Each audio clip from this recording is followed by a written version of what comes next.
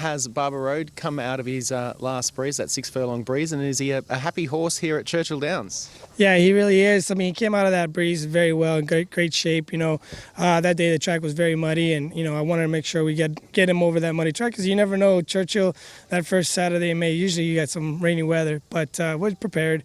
He's traveled over all sorts of surfaces, so. Our main goal for that breeze was just to give him that little endurance and progressively always pick it up every eighth of a mile, and he did very well. His first 3/8 was on about 39 and change and came home in 37. Last quarter was 23 and change and continued to gallop out in 24. So I was very happy to see that. His gallop out at a mile was short, about 141 and 4. So I was happy to see that, and he's a happy horse doing it. His ears was pricked, just on his own. More importantly, with the gallop out was what I was looking for. Sweet. Personality-wise, what sort of a horse is he?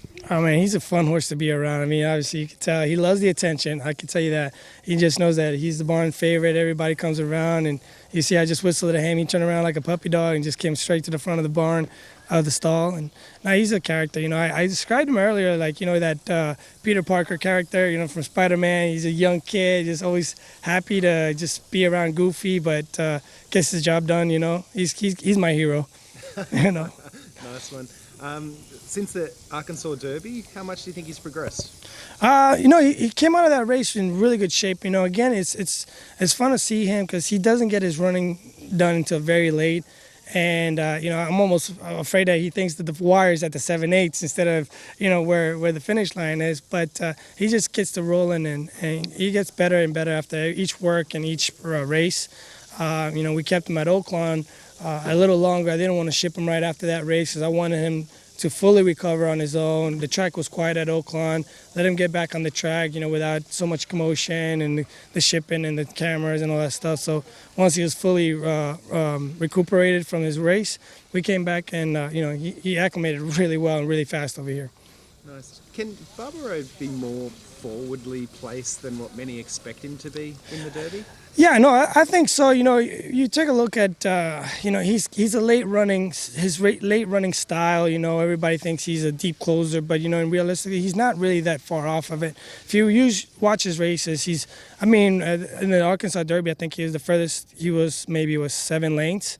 7 or 8 lanes. So, and then he gets up there close around the final turn. So he's only about a length or two around there. So I'm not expecting him to be somewhere in the middle of the pack, comfortably. And he usually just gets himself in a good position. So that's the way I see the race coming out. I don't think I have to do too much to get him up there. I think it's just a matter of having a happy, fresh horse, and he'll do the rest. You'd like to use your intuition when you're training racehorses. How has your intuition helped get Barber Road where he is today, just 10 days out from the Kentucky Derby? It's still hasn't hit yet. It hit a little bit when we put that yellow saddle towel on with his name, and I'm driving home from, I live in Lexington, so the long hour drive home was a little emotional because I just thought about, man, I got a Derby horse. But then I was like, man, I think I got a live Derby horse, I think this is a live race here, and we all got a chance, and I've just been very happy with him here. And like I said, it's all on this horse. I have nothing more to do with him. He's the one that's brought us here. And like I said, just all I got to do is just manage him, and he's been a great athlete to manage. Tell us about the ownership group. Mr. Bill Simon, Mrs. Tammy Simon, they're great people. The most humble people I've been around with, that it's involved with the game.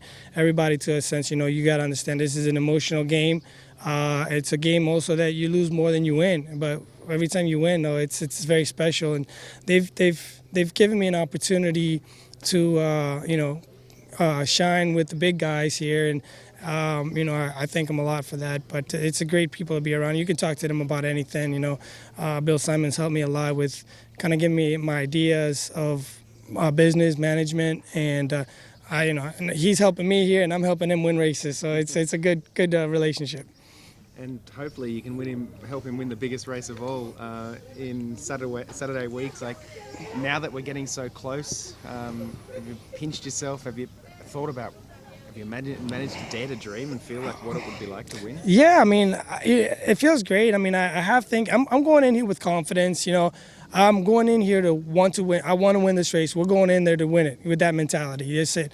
Hopefully it manifests that way, and that's just the way I think and believe in everything. Just kind of push yourself to always try to be always the best, and surely it should manifest in that way.